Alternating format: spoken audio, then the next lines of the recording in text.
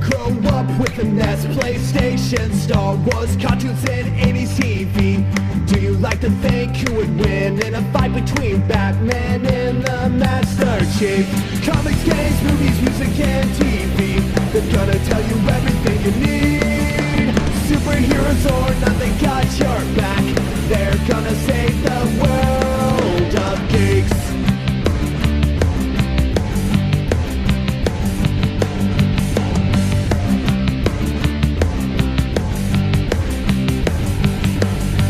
Comics, games, movies, music, and TV, they're gonna tell you everything you need. Superheroes or not, they got your back. They're gonna save the world of ThisWeekInGeek. ThisWeekInGeek. Well, hello, and welcome back. We are still on our winter break hiatus. We're just about the halfway point, maybe just a little past it. But we wanted to sort of jump in. There are some items we received for review literally right after our holiday gift guide programming came out, which is when we go on break and we don't have any new stuff usually come out. And then a few things right around the Christmas time, and now that we've had some time to spend at home, trying to decompress in between major ice and terrifying storms. Birdman has been off doing his own thing. I think he's reading a whole lot of books and stuff. The rest of the team off doing their own Christmas holiday stuff. I think as of this recording, Ken's off at MagFest, and amongst some of our other friends are there as well. So that should be a pretty fun time for all those involved. And myself, I have been trying my best as the producer to try and decompress, get some stuff scheduled. I'm still technically not completely off because I was editing and getting shows prepped for the next few weeks till we get ready to come back into full production. And that's when I went, wait a minute, we should have some sort of small show. It's going to be a much shorter one than we usually do for our reviews and other stuff. We're not doing news or anything. This is just sort of a mid-break check-in because I have some impressions. We're not doing full-blown reviews. We might do some of those as the weeks go by, as we get back into the swing of things, and things like for the prototype and all that for gaming podcasts. But basically, first impression, initial thought reviews on some games and stuff that we received during the time period. I think I have some movies to talk about. Birdman has at least one thing here. I know he's got a couple others that he was working on, but there isn't, a super rush. We're not sticking to a very tight schedule for this. It's just sort of a, hey, we're still around. We've had some stuff to talk about. We also want to make sure that things are out in a timely manner as if we can. But before we get into that, I'll just sort of mention what I was doing over the holiday season. We're not going to do big discussion until Birdman and I are back fully to do check in state of the nation sort of thing. But I, in between visiting family and that, I wanted to play some stuff for myself. So, not counting the stuff I got for review, I went and fired up our YouTube account, which traditionally YouTube accounts for less than 1% of our listenership because we're still mostly a pure audio podcast. So we get a few people that are dedicated to just want to have it on YouTube and put it in the background. But every once in a while we try out some video stuff. So I decided I was going to start streaming more and maybe not streaming, but doing full long plays of some of our favorite games. And I did some stuff over the holiday season where I was like, we're on break. I want to play and do a definitive playthrough of the Mass Effect games. I probably won't do that again. Not because I don't like them, but because I've done it a few times and I'm like, I think I have my definitive Paragon playthrough. Played that, recorded them, uploaded them. We're talking, 60, 100 hours worth of stuff if you want on the background. Minimal dialogue of me doing commentary. Some of it's there, but at the same time, it's figuring out how to level it. If you're doing it from a capture device, it's easy just to, limit the thing on a capture basis. But sometimes I found that the built-in OBS features, and this is a little, not to get too technically into the weeds, sometimes the OBS stuff, it until you've actually listened to it back, you don't realize that, yes, I've minused it by so many dB, but it's still not leveling it the way I would want. So I'm still working some kinks out. That's why we're not doing like live streams just yet until we get that going. But I did get, with some Christmas money from family, a little Stream Decky multi-button macro button, one of those LCD things where I can swap scenes, where I don't have to have a second monitor hooked up if I don't want to, especially if I'm just recording and it's just me. I have the ability to just quick button press, pause the recording, mute my mic, change scenes, transitions, that sort of stuff. I got a new keyboard that is pretty much silent when I'm using it, which is good. And most importantly, for my brother, for Christmas, I received one of those retro scalers.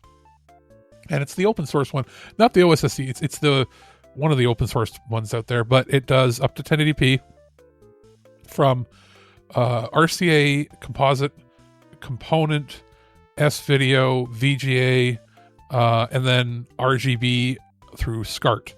And so it does all that stuff, and it was just about figuring out how to use it all. And I also went and picked up, recently I picked up a PS2 that was in the fall, but I picked, as well as the original Xbox, like the original Xbox, and a 360. Got them all hooked up and realized that that's why I needed the scaler, because anything before the 360 on my 4K TVs, which I only have 4K TVs now, it creates a huge amount of input lag. Or if you switch it to game mode, a whole bunch of tearing on the screen, like horrible. And it didn't happen when I hooked it up to a monitor that was, side of the room, but that's only like a 24-inch monitor. When I hooked it up there, no issues. It's literally just, doesn't matter what TV I have. If it's a 4K TV, huge amount of input lag for anything that isn't natively 1080p. 720p works if it's a native 720p signal. So like those mini consoles I have are no problem.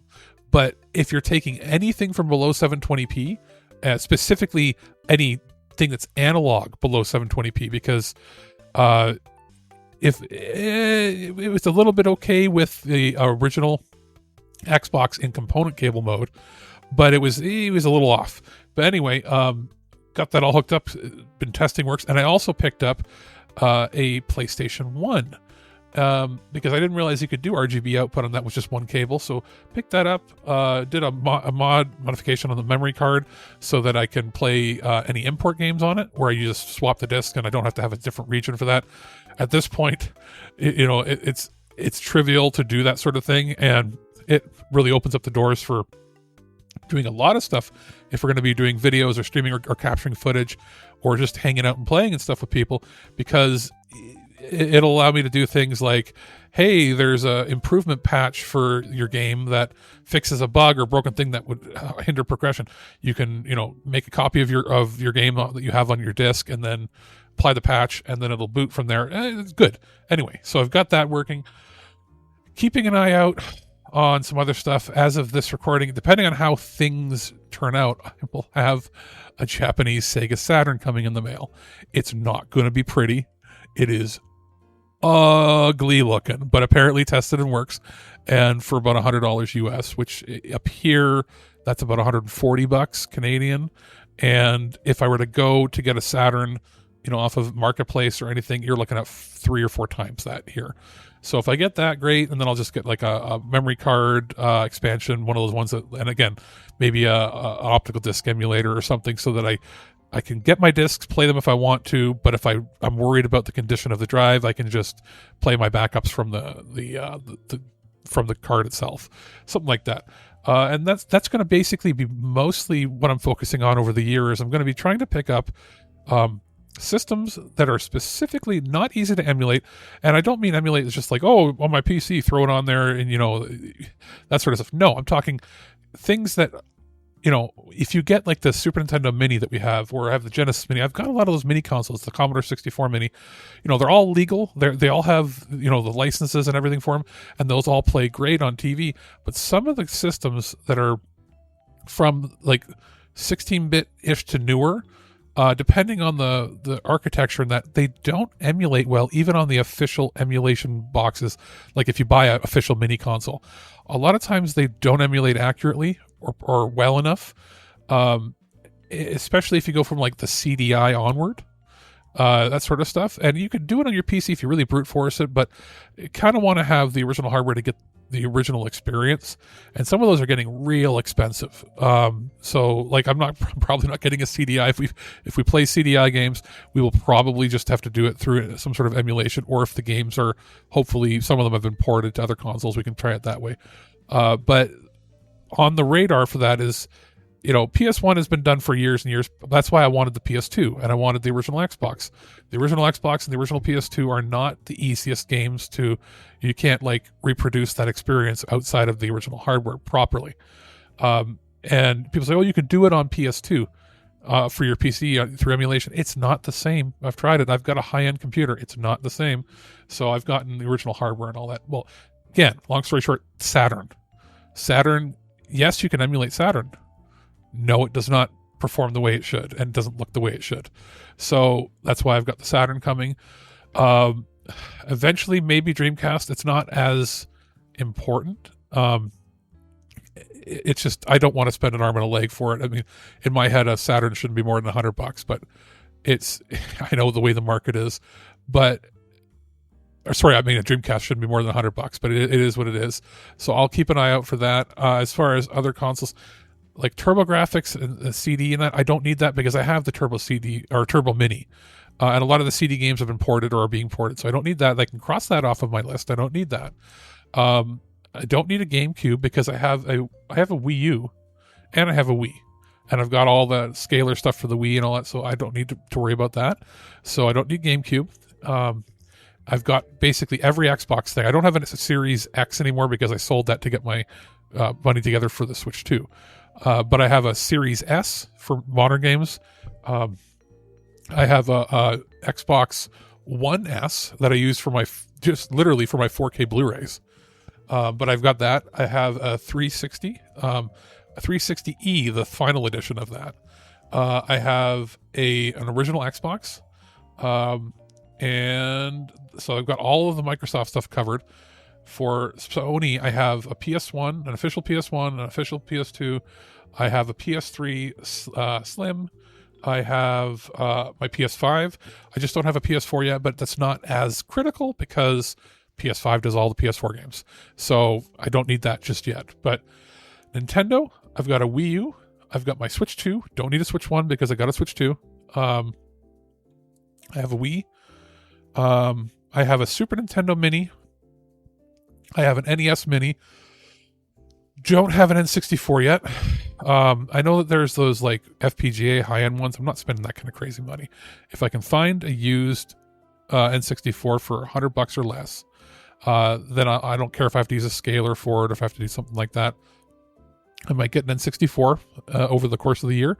I might get, and as far as Sega stuff goes, I might get a Dreamcast. I have a Genesis Mini, so I don't need another one of those.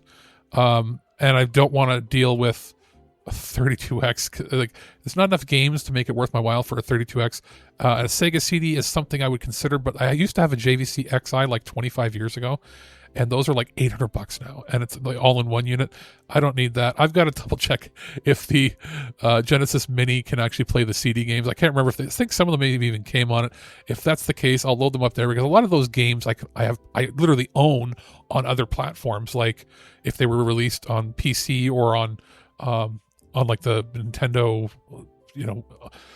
through like Nintendo stores or something, or digital copies on the PlayStation. I probably have most of the games I'd want via those methods anyway, and that system is really easy to emulate, so those versions that I've purchased work just fine. So I don't need that. There was an option to pick up a Master System I saw at a store, but it's $140. Not doing that. And not doing that unless I had like a bunch of trade credit or something. It's just not worth it. And I think the Genesis Mini probably can play, if not most of it, or if anything that I would want to play when it comes to the Master System stuff. So it really comes down to just a couple of systems that I know are very difficult to emulate properly. And one of those really is checked off. Like the newer system's one thing, but the Saturn checks off a big chunk of that. And the other ones being N64 is not easy to emulate properly, where it does like every mirrored effect and all that sort of stuff. So I'll probably end up with an N64. I'll probably end up with, like something else, 3DO. And, if people are like, I don't want a CDI at all. Like a CDI is not worth it to me for what it's designed for. But the 3DO actually did have some interesting games. The Atari Jaguar. I have Jaguar. I can get Jaguar games working on that little Atari handheld that they sent me for review. So Jaguar, I'm not concerned so much about Atari stuff because I can always pick up. I'm going to probably end up picking up that Intellivision Sprint or something. So to get the Intellivision games, I can always pick up Atari has the 2600 plus and the 7800 plus. They might do another version of that. That's covered. Atari's covered. If I really, really want Atari games, which they can be emulated on a potato. But what I want is, I want a 3DO because I had one, again, 20 some odd years ago, 25 years ago, and they were about $100 then. They're a lot more money now, but I'm waiting for somebody to make, either a proper emulator for it or do something, because there were interesting games on that system, and, the games are getting harder to collect, but it is a hardware that is not easily emulated 100%. So that's sort of on my periphery. It's not very critical. I would say the final two consoles that are really worth me checking out as far as, price-wise within my range of what I'd be willing to pay for things. And I'm not doing handhelds because a lot of the handheld stuff is being ported just fine to like Nintendo Switch or other platforms like that.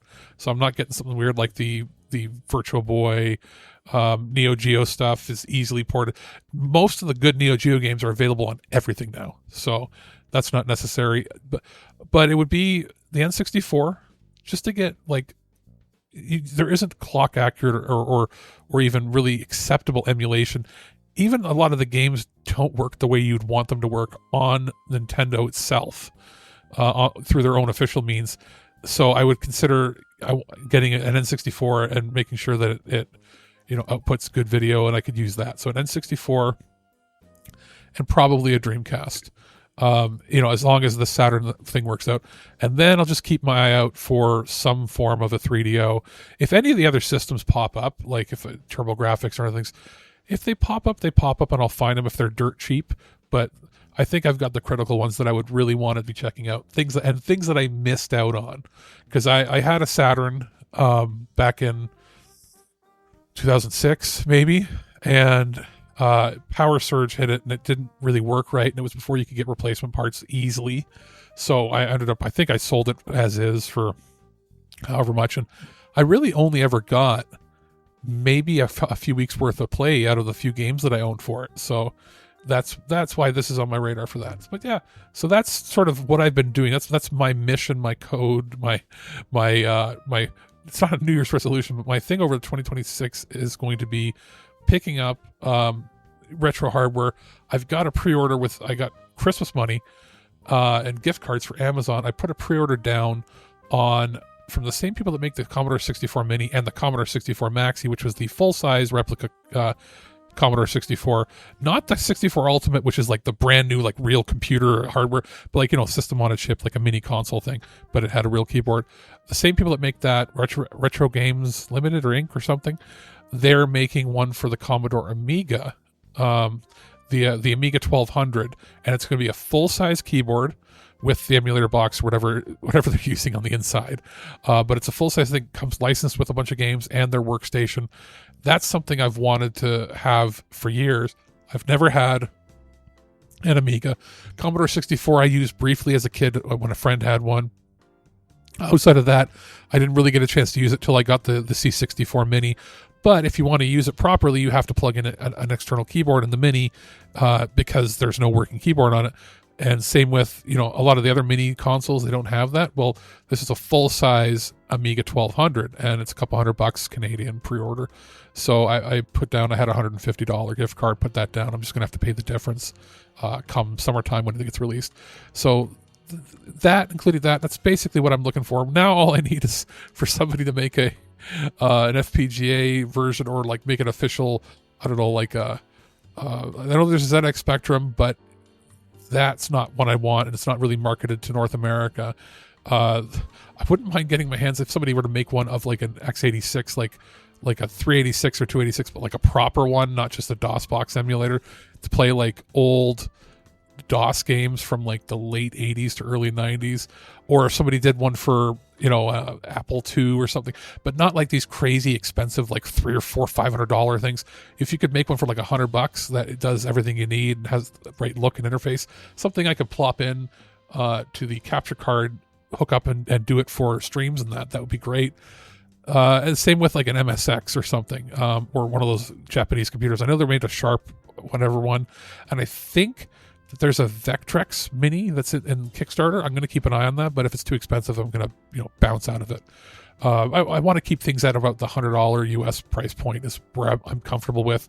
I'm only comfortable with the $210 whatever it is for the Amiga one, because it's a full-size working keyboard. So, and it comes with like a game pads and all that sort of stuff too. So we'll see where that goes. That's just, we're sort of catching up with what I've been doing over the last month or so during our break.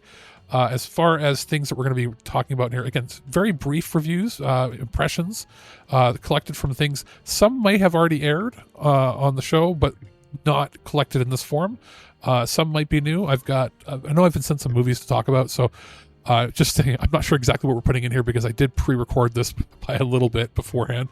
But I should have a couple of reviews, maybe some movies, maybe some games. I know that I'm working on some other stuff here too that I can't necessarily speak of yet because of review embargoes and all that fun stuff. As of this recording right now, CES is on, so we're going to be collating information from CES and maybe do another little brief snippet show in maybe a week's time, and just sort of summary up what is going on, what was announced, what was the cool stuff to check out, and that'll be a very brief one. But that might be something from Birdman here, at least one thing I think, and that's it. So sorry, it's going to be more informal. It's going to be just a few random things here, not full-length reviews, but at least impressions and probably some quickies that will sort of bring you up to speed, and then we're going to come back at the end. I'll give a brief description of what some of the upcoming content is, because we've had stuff pre-recorded, as well as I think we have a tentative date for when we're back to doing regular full production. So I'm going to send it off probably to myself, and I'll come back at the end here. Don't go away. Listen for more right here at ThisWeekInGeek.net. Alex, the producer. Just a little quickie. We're on our Christmas hiatus, Christmas break, New Year's break, whatever you want to call it. So we won't have full reviews going out, but I did want to do just a quick little roundup of a couple flicks that we received for review. And, you know, I just wanted to mention, hey, we're still watching some stuff. Our friends over at 88 Films sent over a couple of things here. Let's see here, because I'm grabbing my stack because I've been watching a bunch of stuff. We'll probably have another review like this of a few other titles in the next week or two. But as it stands, they sent over On the Run, which is a Blu-ray directed by Alfred Chung, starring Yuan Bao. It's a film noir crime drama, which is one of the staples from like Hong Kong cinema. It's got a full restoration, as pretty much all of the 88 Film stuff has been doing lately. Original Hong Kong trailers, alternate endings, an interview with David West about predicting the future. There is different audio commentaries on here. I've gone through one of them already. The reversible sleeve is pretty good, but the basic plot, without spoiling anything, was a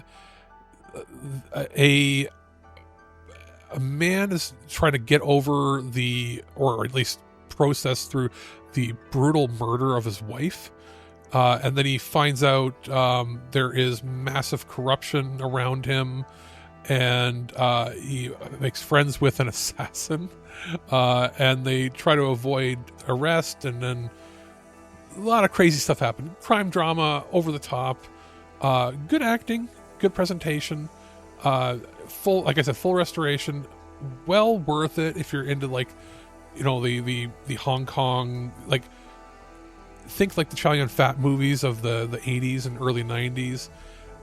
Pretty solid release. I'm happy that they've done this. And the other release here that I want to talk about is a Blu-ray set called Saga of the Phoenix. Now this one is kind of wild. I'll give you a brief description of it. The Holy Maiden of Hell, Ashura, possesses immense power that can destroy humanity. Buddhist monks trap her in a deep cave to try to keep her from falling into evil hands. Kind-hearted abbot Jiku grants her wish to enjoy the human world for 7 days. That's all I'm going to tell you, because it is wild. This is a limited edition. It has a 40-page perfect bound book that comes with it. There is also a slipcase, new artwork, art cards, brand new 2K restoration from the original negative. Looks about as good as you're probably ever going to get it. Except if they jumped it to like 4K or something. Remastered original Cantonese mono soundtrack, newly translated subtitles, which are solid. I've never heard of this film before, but I know that the subtitles definitely are more modern than they would have been from the 90s or whatever, when they would have put out a release here originally.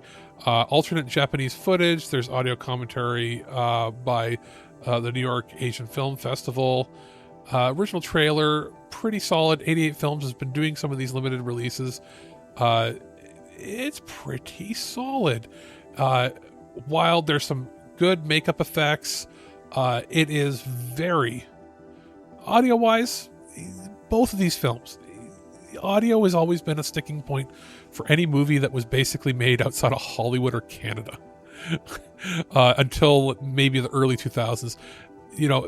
Basically any Asian cinema, even Japanese cinema, but most of Asia and even England and the UK cinema and Europe and maybe France was a little better. But for the longest time, mono was the standard. Their mixings were rough. Usually, even if the visuals were great, usually the audio mix was kind of rough.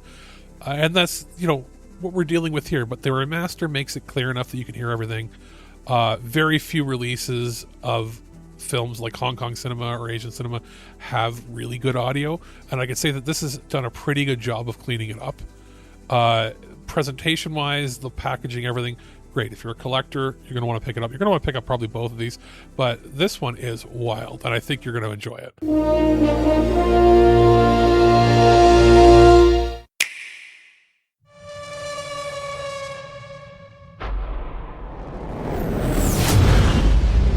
There's tale of a hunter.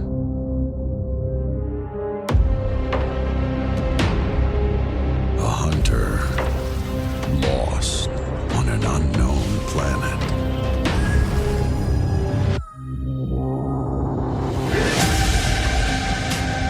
Samus. Fighting alongside new allies. Let's take him down. And against old threats. Challenge the odds. Unravel the mysteries and find a way home.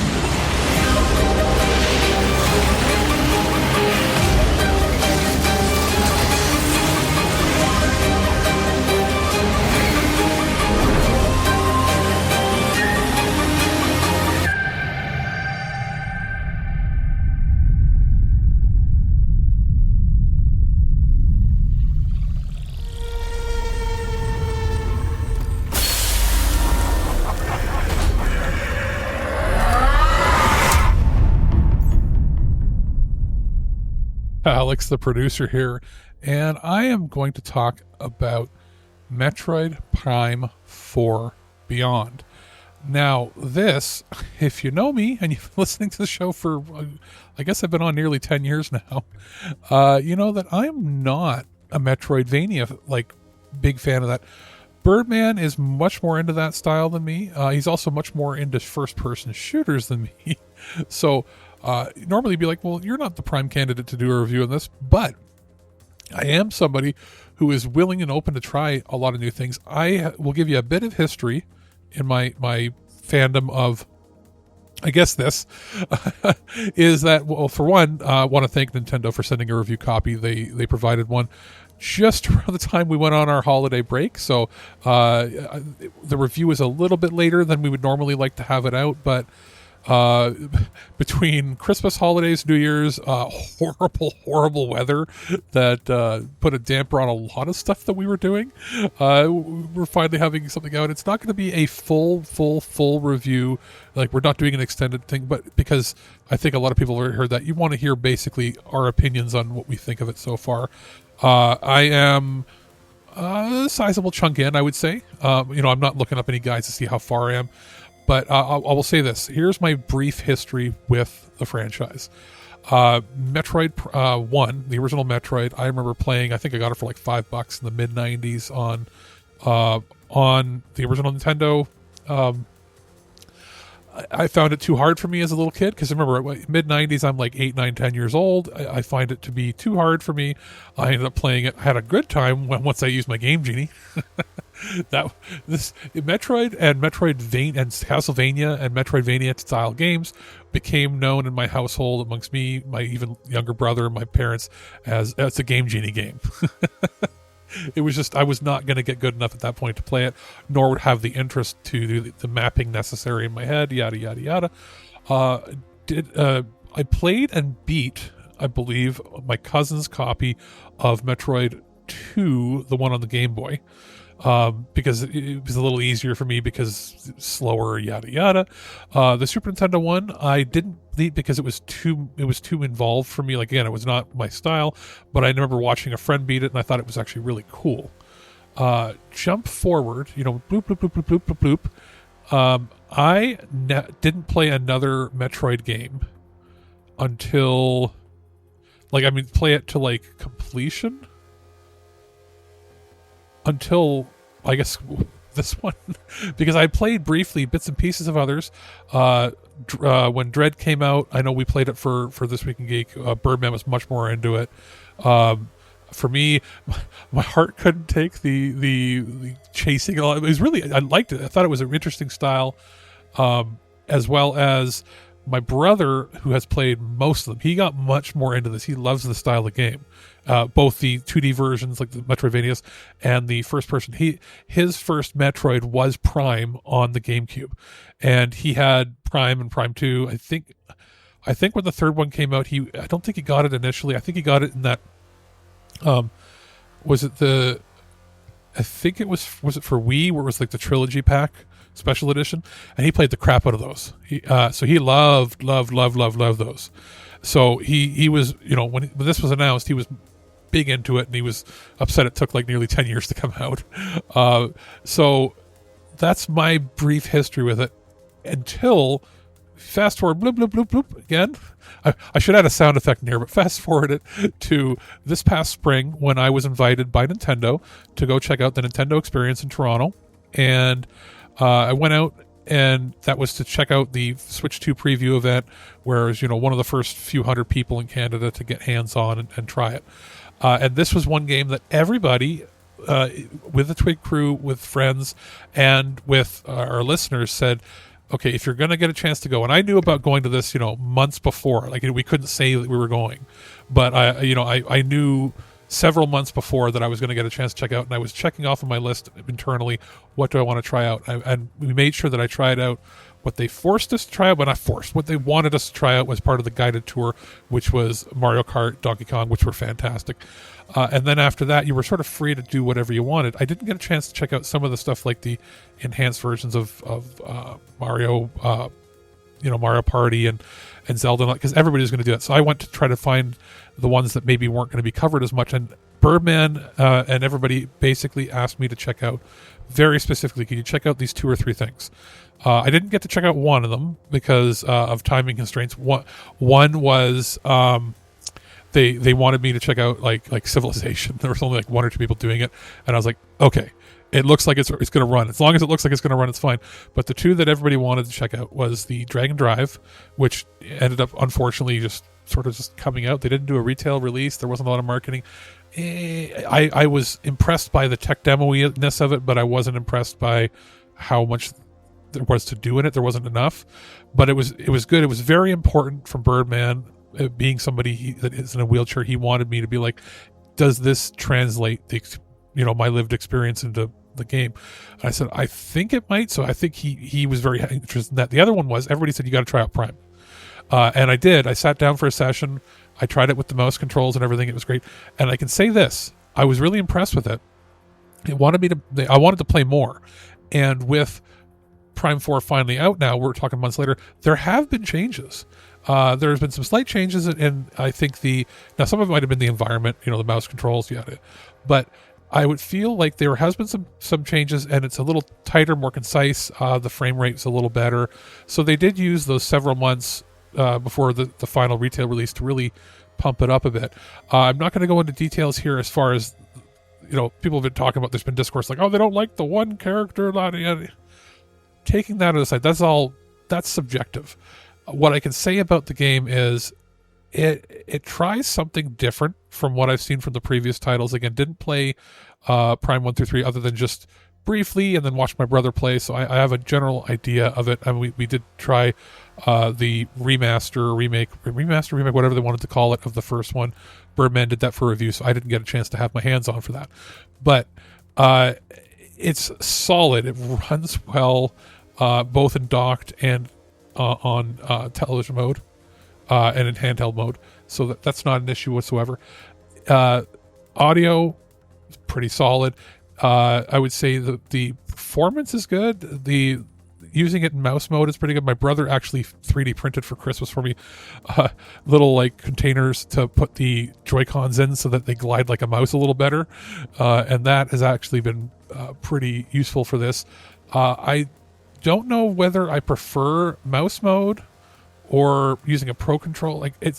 I think it's all down to personal preference. It is probably one of the best implementations of the mouse mode so far, and it's pretty natural and intuitive when you're controlling it, and it performs the same way I remember when I talked about it back in April. Now, beyond that, which pun intended, I guess, it has the open world aspects when you're traveling between. I wish that there was a little bit more to do there. There's been a little controversy surrounding music being unlocked through separate, purchases or getting it done. That's something that's been already discussed ahead of time by other people. I think we even covered it on the news before we went into our break. So I'm not going to get into that. Just basically, how do I feel with it? For somebody that has not been a big, huge fan of the games, I've been a casual fan of the Metroid games. I like the lore and the characters. This is pulling me in a little more, and I want to experience more with it. So I've had a good time so far. And again, I'm a good chunk in. We might, revisit. We should probably, and we'll footnote this, and I know that when Birdman and the rest of the crew here is back, we'll probably want to talk about it. I think we should probably do a Metroid retrospective, longer discussion, including the games and reviews and all that sort of stuff, maybe in the spring or summertime for the prototype. That's a good spot to do it, because I can come at it from somebody who's barely played any of them and coming at it basically as a new, fresh person. Just say this, I'm very impressed with it. I think, this was a good game for me to play during the holiday season, because I could pick it up, go. I wasn't getting too lost or anything in it if I, went away from it for a little bit of time. Presentation is pretty good. It's not going to blow you away when it comes to looks and performance, because this did start development as a Switch 1 title that then got ported to Switch 2, and it's on cross-platform. So I would be more interested to see what they can do with the hardware, with the Switch 2 being the target, but hopefully it doesn't take 8 to 10 years to come out. That being said, it is a very solid release, and I do think, and I hope it's going to have legs for them, because I would like to see more. I would like to see this engine almost adapted to other games from Nintendo. Maybe bring back Geist or something. But yeah, that's just my first thoughts, my impressions, my reviews. I do recommend it, especially if you're somebody new like me. You don't have to have been a big fan of the franchise to jump in. This is a point where you can just you can go in, and if you like what you see, you can go back, get the remaster, or I think some of the others might be available on like Nintendo Online or something. But that's to each their own. I do think that you can jump into Prime 4 without it. I think maybe having the Prime 4 Beyond on the title is a little daunting to people that are new to the franchise, but you can totally jump in and just, like I did, and know some basics of the franchise and move on with it.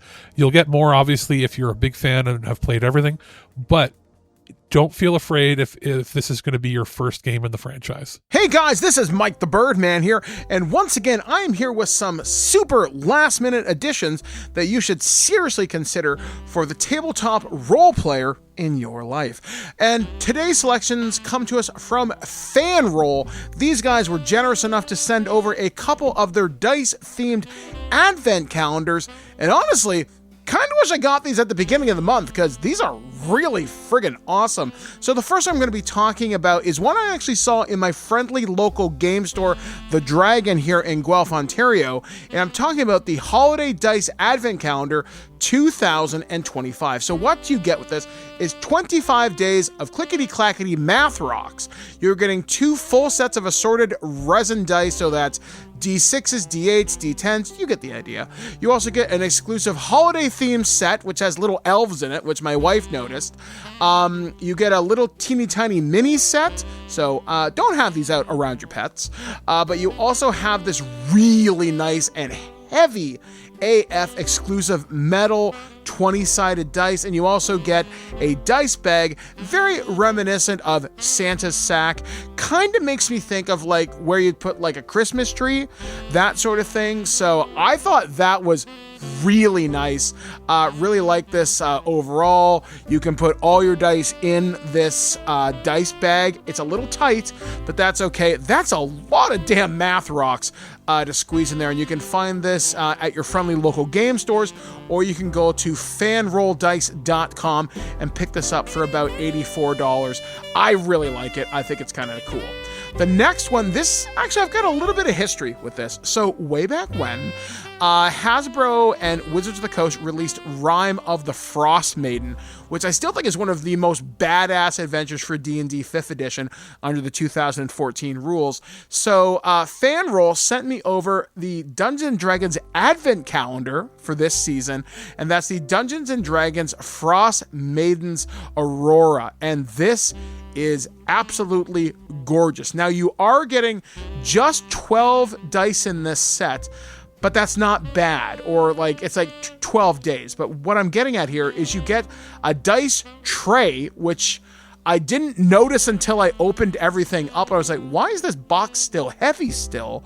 You're getting a really nice looking dice bag that is obviously D&D branded with the Frost Maiden kind of vibe there. So what you're getting with this is you're getting a set of dice. You're getting a D8, which is Purple Pear, D12, which is Psi Crystal, D6, which is a Spellbook, D20 Shield Amulet Guardian, a D10 Percentile, which is the Ool Knife, a D10, which is the Ring of Warmth, and a D4, which is a rune, and it is written as a stone from the burial cairn with a tiny dwarvish rune carved into it.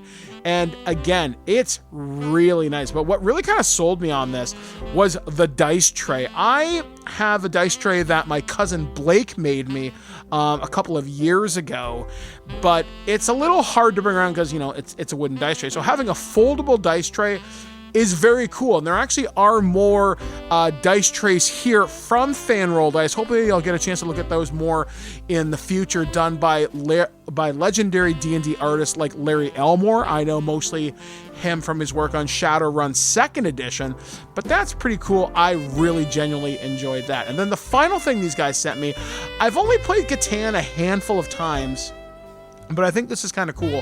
So they sent me these Catan inclusion dice. And what I like about these are oversized. Like, they're really easy to read because they are significantly bigger. So they are D6s, so you're not just stuck to playing Catan with them. Like, hell, you could use these for Yahtzee or maybe some of the other games I've mentioned in our TTRPG roundup. Actually, these might be kind of fun to use with a Outgun game I mentioned from Free League Publishing about a week ago. So it is written, just to give you the blurb that is from the website, FanRoll is thrilled to introduce the Perfect Premium upgrade to your Catan game. Our collectible inclusion dice feature the resources of Catan captured in stunning detail in an oversized die. We are also introducing 4 gemstone robbers, complete with custom Catan metal dice. For the millions of Catan fanatics around the globe, FanRoll is thrilled to introduce the perfect way to celebrate your game night. And honestly, I couldn't agree more. I think these are fantastic. They do have different varieties of dice here. Like I said, these guys sent me the inclusion ones, and I intend on including them in other games. I think that's pretty solid. So we've got just a little bit of time before the holiday season sneaks up to us and deals sneak attack damage. Actually, those inclusion dice might be kind of nice to roll sneak attack damage. Anyway, sidetracked. So if you want to find out more about these, please go check out your friendly local game stores, but you can also go to fanrolldice.com. I highly recommend the advent calendars. I think those are bloody amazing. And there's liquid core die in there, which I've never owned one before. You get heavy metal dice. It's pretty awesome. I think I'm going to be working with these guys a lot more in the future. And that's going to do it for me right here on ThisWeekInGeek.net. Alex, the producer here, and over the holidays, I received a package at my door, something that has just come out. It's the OnePlus 15R smartphone. Now, history with this. They did send over a review copy, or a review unit of the OnePlus 15R. I have previously reviewed, I would say, the last 3 or 4 flagship phones from them that they've sent over for you. And as of this recording, I've used them for different various purposes. But it's funny, my current go-tos, and I've got backup phones that of the newer ones, and I ended up, I think, giving one to a family member as a gift. After use, because you only have use for so many phones. I have been using for the last 2 years or so the OnePlus 12 and 12R, and I've been using both. And I'm saying this now just to give you a little preface of my preferences for things as we go into this mini review. One is I'm old. I'm not old, but I'm old in that I like to have a separate device for my podcast, my audio. Think of like an iPod. I used a iPod Touch for years and years and years until the battery blew up almost in mine. I'm glad I got rid of it right before it was expanding like crazy. And I used that way past when most people stopped using separate devices. We're talking, I used mine until 2023 or 2022 maybe. I used one for years. I still prefer that. I've always liked having a separate device for my audio and maybe my video stuff, and using my phone mostly for either social media, web research, emails, actual talking, that sort of stuff. I've always liked having that separate. So my experiment was, can I go, it's a larger phone, obviously. For years I used, and now the last, I guess, year and a half, 2 years, is I used the 12R as my iPod. and for both video, audio, iPod, music, because it has a decent amount of storage, I basically load my own media on there, and I've got like all of my music basically in like a giant digital jukebox. For when I'm, when I don't have access to to network connectivity or something, I have the ability to do that. And I've used the 12 as my flagship, like my main daily driver phone. I've gone through, multiple cases with it. It's been my standard bearer. I've had nothing but good times with it. It was the most impressive phone that I have personally used. This is outside of the fact that I got review units. I've used Samsung phones that I've paid for myself. I've used Pixel phones in the past, and I was the most impressed that it had all the features I want, including, things like a physical button that you can or physical switch that you could turn off into silent mode immediately without having to go through any menus and all that fun, cool stuff. But it's been, a little bit now, and I wanted to see how this would stack up. So they sent the OnePlus 15R. They also sent one of the magnetic cases for it, which is pretty sweet. I'll put links in the description for that. It's pretty cool. And you might want to, know what's the difference here. Has there been a major upgrade? There's been a pretty big, substantial change. It's one of the first, if not the first phone to use the Snapdragon 8 Gen 5 chipset. You'll remember the Snapdragon 8 Gen 2 was in the 12R and 12 that are 12, and I think they had the same GPU in both previously. So you've got the fastest, newest Snapdragon chipset, basically flagship bearers. 7,400 milliamp hour battery. which is even bigger than the OnePlus 15 that came with it. Now, what's crazy is this is the largest battery in any consumer smartphone in North America at that size.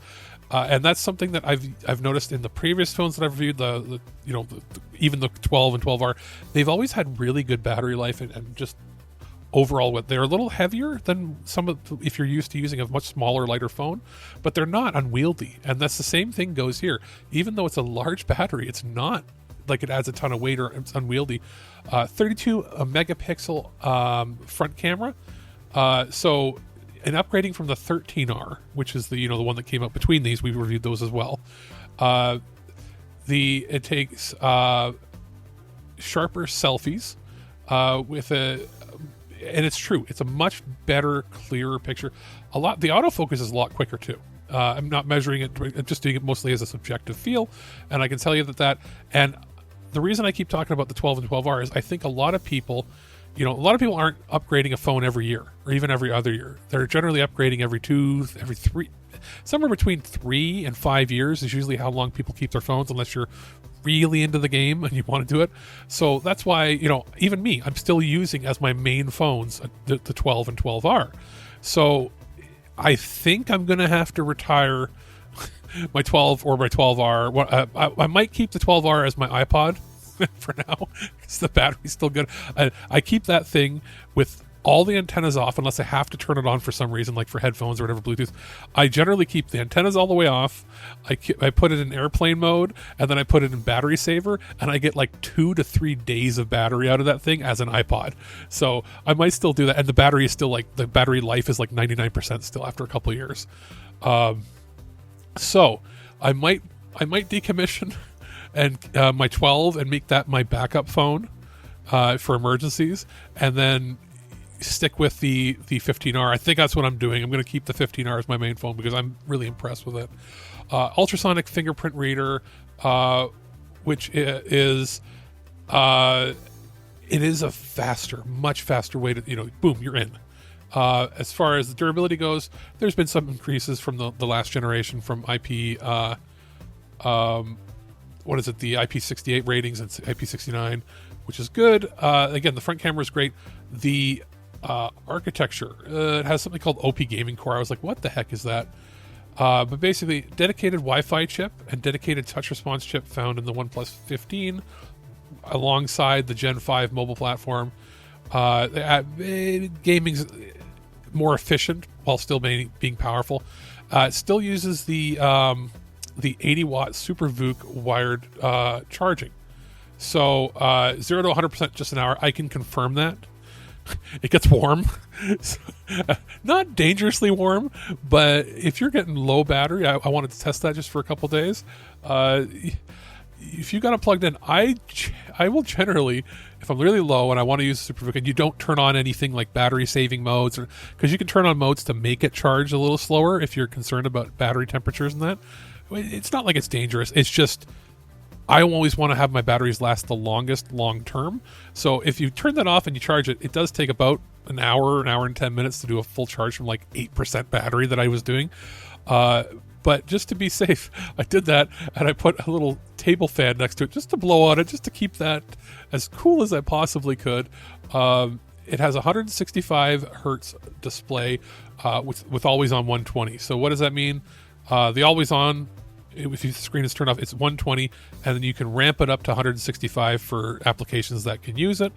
Or you can always manually force it to step down to 60 or something if you want to save on battery life and you don't care about the glare. Depending on certain times of day or night, it's worth doing that. It has something called the Detail Max engine, which is basically their software in the background that works with the camera stuff. And it works quite well. I'm actually very happy with it. Feel in the hand is good. Like I said, the weight is good. The wireless connectivity was always top tier with this brand of phone. It's a substantial upgrade, especially if you have the 12. Or comparatively, if you're using something, if you're jumping from like a Pixel phone that's a year or two old, you might want to consider getting this. It's a very solid platform. There's not really any bloat when it comes to the operating system. You don't have to worry about things that are incompatible. You might have to do a little bit of rearranging the icons to make it the way you like, but it is one of the most performative phones at a price point that in this day and age, I think it's retailing for about $1,000. It depends if you go to their website. I'll put a link in the description of their website, and you can search from there. Different retailers might have different prices or promotions going on. But when I briefly looked, I think it was about $1,000. And you're like, oh, it's great. It's not crazy nowadays. You're looking at a lot of other flagship phones from other companies being almost twice that or more. So I think it's worth it, especially if you're thinking about it from an investment point of like, if you're going to use it for 3 years or more, it's definitely worth it. Because think about me. I'm using the, I'm still using my 12 a couple years, 2.5 years, almost 3 years in.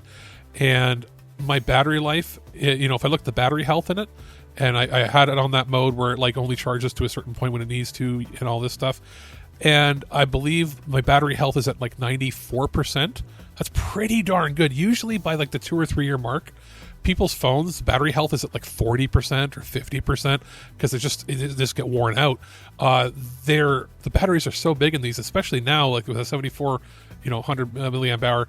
If you put on like the modes that do like maybe only charge it to 80% and stay there, and then do like adaptive charging so that it doesn't charge too quickly if you don't need to, and you can turn on like a turbo mode just to make it charge really quick if you need it. But if you do like slower charging and keep the battery, all the battery safety things on and all this, you might get like 2-3 years of like pretty much full charges on this guy every single day. So that's something to consider if that's your concern, as well as having like just an overall well-rounded solid phone that is going to last a while. I do think the OnePlus 15R is something you should check out. I do highly recommend it, and again, I'm switching to it. It's going to be my flagship phone for the next little while, my daily driver, and I'll periodically pop in and maybe mention. I'll do like a thing maybe in a few months, like 3 months, 6 months in. We'll see how I feel about using it, and we'll circle back to this. But as it stands now, if you're looking for a new phone, new year 2026, new phone, the OnePlus 15R is pretty good. For those of you just joining us, Project Startaker, led by the President of the Republic, is entering its final phase. We're quickly approaching the first manned spaceflight in history. Now is the moment that the heavens turn, the moment that will decide the fate of Simuria. You could say our world is coming to a crossroads. It's not over yet. I'll fight to the very end. Whatever the truth behind the space program is, it's something we can no longer ignore.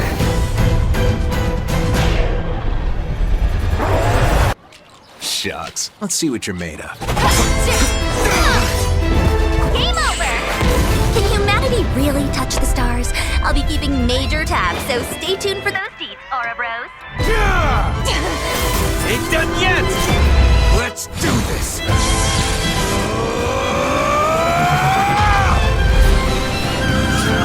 Here's a lesson they won't forget. Bravo. Sorry, gotta rest your souls. I'm so happy I got to spend such a magical evening together with you. The Eternal Recurrence Plan will commence now. You won't get away with this! The Legend of Heroes, Trails Beyond the Horizon. Alex, the producer here, with a quickie review. This is more of a first impressions review of Legend of Heroes, Trails Beyond the Horizon. This is the latest game in the Trails franchise that we've been covering since probably 2018 here, This Week in Geek. I've covered pretty much all of them, including multiple iterations that have hit whenever they've gone to like a new platform or had an enhanced version and all that. And this is the second of two in the last 6 months, different publishers handling them. In this particular case, this is the the newest, most latest released game in the franchise. They're getting closer to having parity with all of the releases in North America and Asia. I think after this, we're pretty much caught up to being exactly at. We might be missing maybe one title, but it's pretty much there as it is. But what I did want to mention is this is a title that you can't really jump in, completely fresh, you are kind of expected to have played a few of them in the franchises. It's a long-running series, super fun. And so I'm not going to get too deep in details, obviously, because of the plot points, because if I mention things here, I don't want to spoil it for the long-time fans that have maybe just been waiting for it. But I also don't want to... I don't want to put people off, because they've done something here that is similar to what they did in Trails into Reverie a few years ago that we reviewed, in that this is a game where they've split the story into 3 sections with 3 different protagonists and parties, and you're slowly working through their perspectives over the course of a few days' time within the game. And it's pretty cool. They did that quite well with Reverie. Reverie was done to sort of clean up and collect the last bits of the Erebonia story, as well as basically tying together some of the plot lines from the Crossbell arc, the arcs with Cold Steel, and the arcs with In the Sky, and bring them together, give a little tease of what was coming next, to tease on the Calvert arc, which is what we're currently in. And this one does the same sort of thing, pulls them together. The previous Daybreak, games, the last couple games, one was a little more plot heavy. One was the most recent one was not as plot heavy. It was more of an interpersonal story, just continuing on. This one really lays on and gives you a lot more story as you go, and a lot more lore. They're traveling much closer towards a major conclusion of the franchise. I don't know how many games are left. I thought this was either the penultimate. It's getting close. If I had to guess, there's only a few more left before this massive arc is of all these 20-year games are going to be rounded up. Now, this is available on PS4, PS5, Switch 2, Steam, as well as GOG and Epic Game Store. I'm playing it on PS5.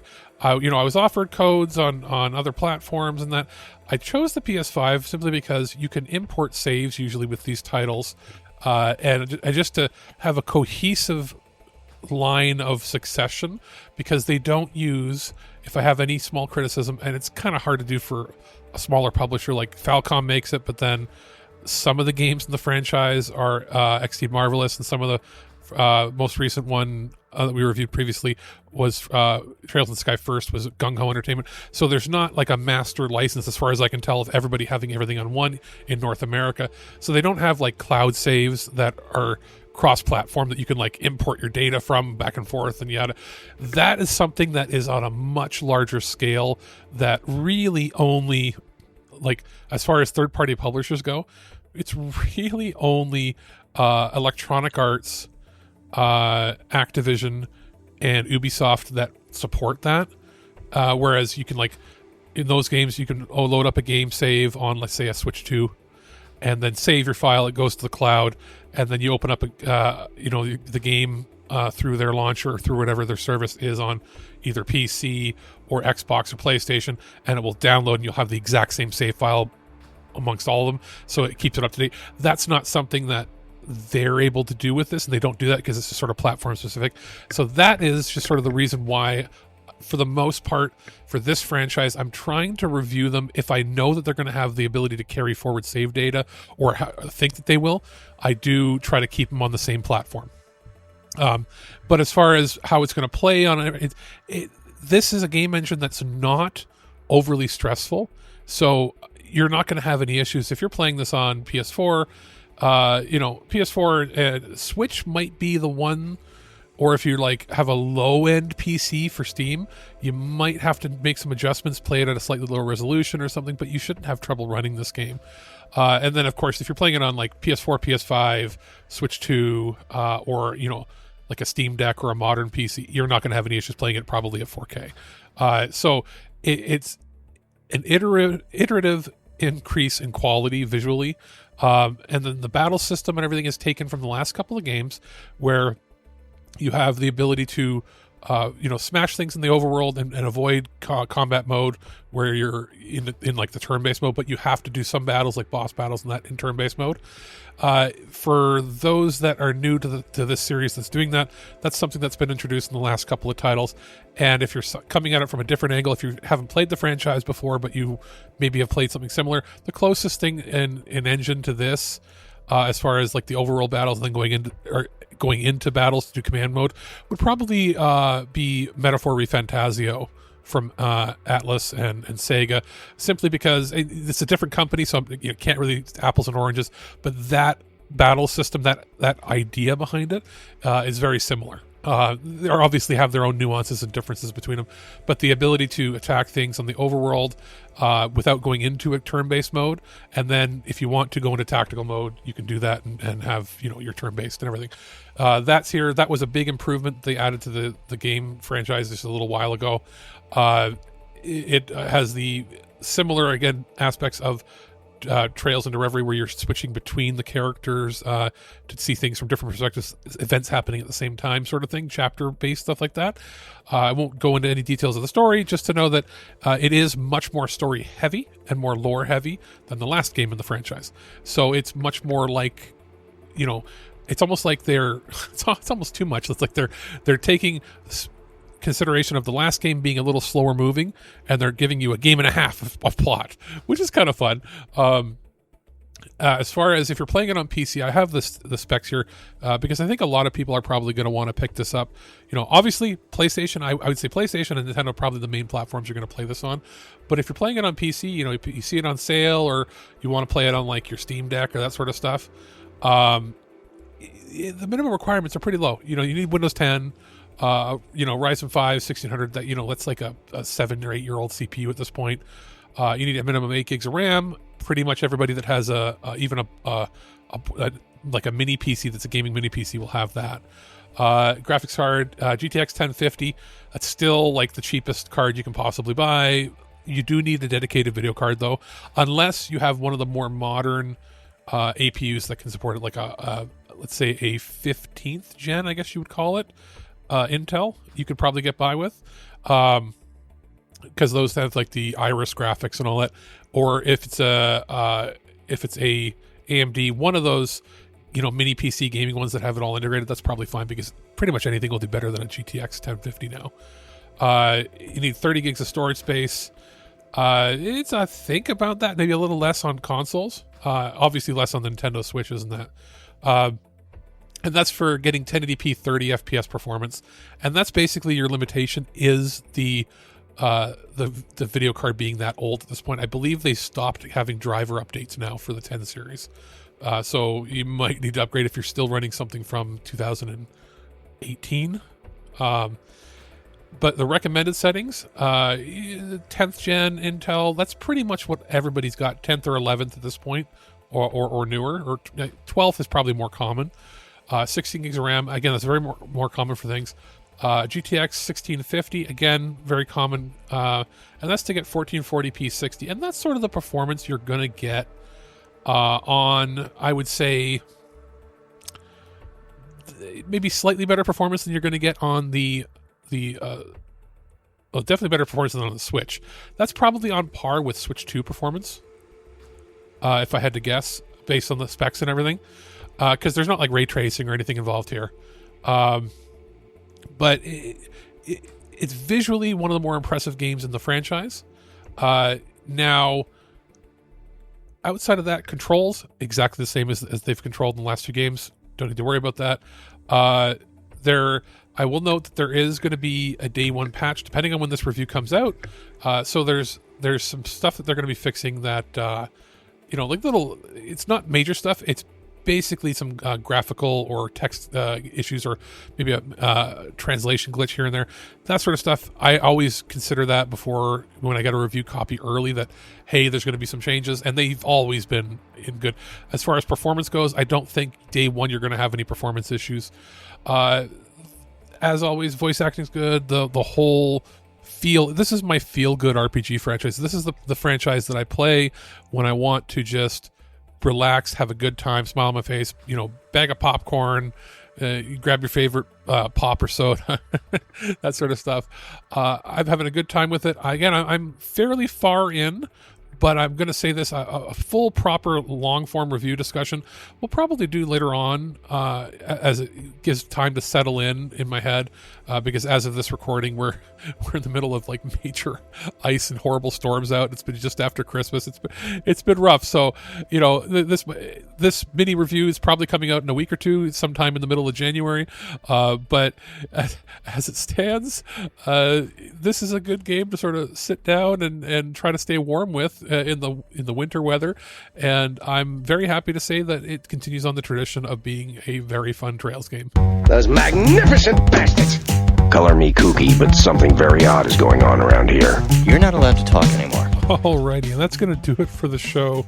I was going to say this week like I usually do, but that's going to do it for the show for however long it is till we maybe do one more before we're back from break. Speaking of, I think our tentative return date is the 25th. So a few weeks' time. But things might change depending on schedule, but we will have regular new content coming by the end of January. Where we're taking it by ear depending on people's health as well as things going on, because my birthday is the following week and usually I take that off, but we might pre-record some stuff for that. As it stands, I have been playing some other stuff for review. I'm going to just do a brief little review talk here. I've been playing the Avatar Pandora expansion, the final expansion for that, which, what is it here? From the Ashes. And it's pretty good. It's one of those things where the game came out, it was struggling to run on a lot of systems. Visually, it's probably the most impressive looking game from Ubisoft out there. There's a third-person perspective mode thing for this game. It's pretty neat for this expansion. Overall, solid. If you're somebody who's maybe slept on the franchise, keep an eye out. Maybe there's going to be a deal on the base game and you can buy the additional. I'll put a link in the description for you. I'm having a good time with it. I'm playing it. It plays well on pretty much every platform now. They've done things to like work the kinks out. When the game first launched, there was some pretty dreadful AI in how it was designed. A lot of that's been smoothed out, so that's all good. That's just a brief little thing of what I've been playing there. There's some other stuff we've been looking at as well, but that's I just wanted to mention that here. The other thing that I wanted to mention that I already did a full review on, and I think Ken did one too on Yuka Replay on the Switch 2. PM Studios, I looked at my mailbox. They shipped up a physical copy of it on Switch 2, and I'm not going to do like a full review because we've already done, preview, review coverage, all that sort of stuff. But I can say this is actually the first Switch 2 game. They sent me a review copy, which I'm assuming, or a press copy, I'm assuming probably because it's one of the very few games that happens to have all the data on the cart. It's not a Switch, key card or download only. It's all on there, but there is a couple of like updates to the system, to the game, that when you put it in, it'll download an update, but you can play the base game off of the cart. Getting the downloaded updates does improve frame rate performance a little bit. There's been a fair amount that's changed since I played it in the summertime, and then of course when it launched in the fall. Overall, super fun game. It's also, to note, the only physical Switch 2 game I own. And that's because I got the system with the Mario Kart bundle, and everything else that we've received for review has been a digital code. So I had to make sure that I ponied up for, I got a 512 gig, SD Express card in there. Probably going to need a terabyte one, but those are pricey.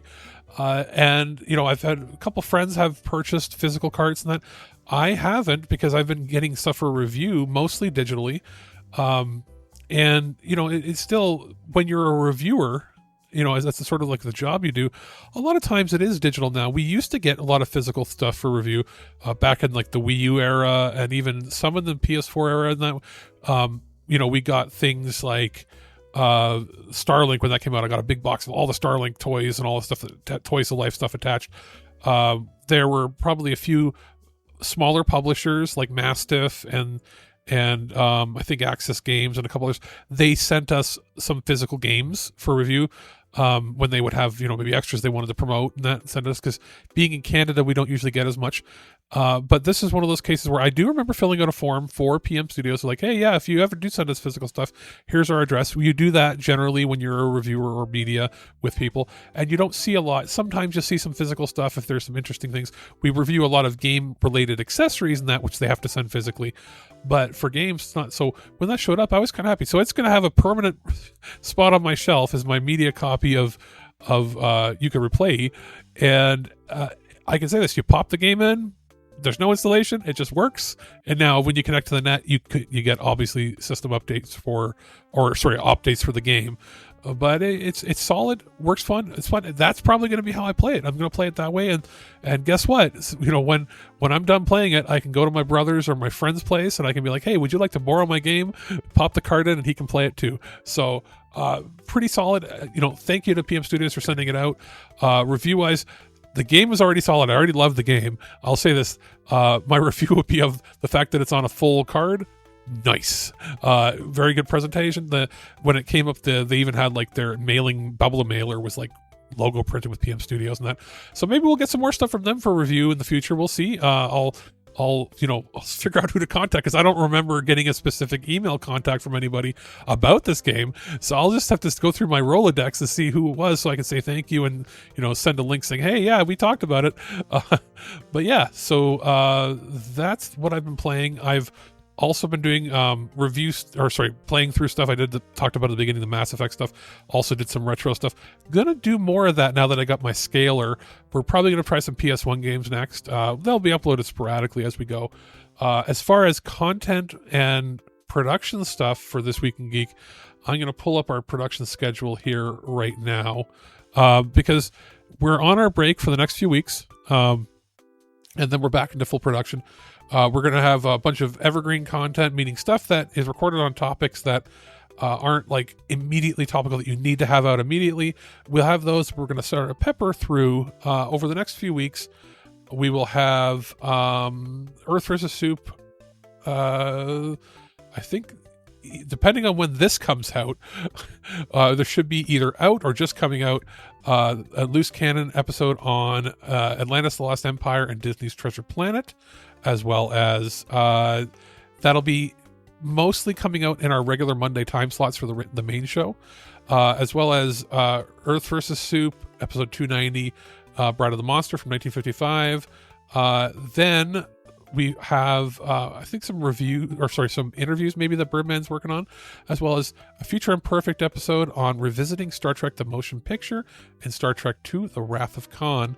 That is scheduled for the following week. After that, as well as Earth vs. Soup 291, Terror at Midnight. Then we're going to have, I think, Random Access Memories on physical media, a discussion that the boys had on that, as well as Earth vs. Soup, The Black Sheep from 1956. We've got all that stuff coming, probably some more other stuff in the goal, but that's going to probably take us up to when we're back from our break or hiatus. Maybe one more week, so like the Earth vs. Soup, the thing with two heads, is coming after that, and we might have one more episode to throw in between, but that will bring us back from the holidays, good to go with 2026. So that's it. That's what we've been doing. That's what I've been doing. Birdman, and I think he was actually feeling ill the last little bit, but it's that time of year for that. But that's it. We're going to be playing more games. We got more stuff to review, working on right now. I'm working on a bunch of RPG stuff. I know he's working on some books, and we're going to sort of reconvene. Depending on how much stuff we have for review, we might have another review episode with more stuff from Birdman and I over the next week or two. But we'll be back at the end of the month, starting out 2026 fresh, right here at ThisWeekInGeek.net. At no point in your rambling, incoherent response were you even close to anything that could be considered a rational thought. Thanks for listening to this episode of This Week in Geek. Hungry for more? Check out our website at ThisWeekInGeek.net. You can subscribe to the podcast, browse our Twitter and Instagram, and leave your thoughts on today's topics. If you'd like to give us some feedback, send us an email at feedback@thisweekingeek.net. Tune in next time, and remember, lower your shields and surrender your listenership. We would be honored if you would join us. Thank you for your cooperation. Good night.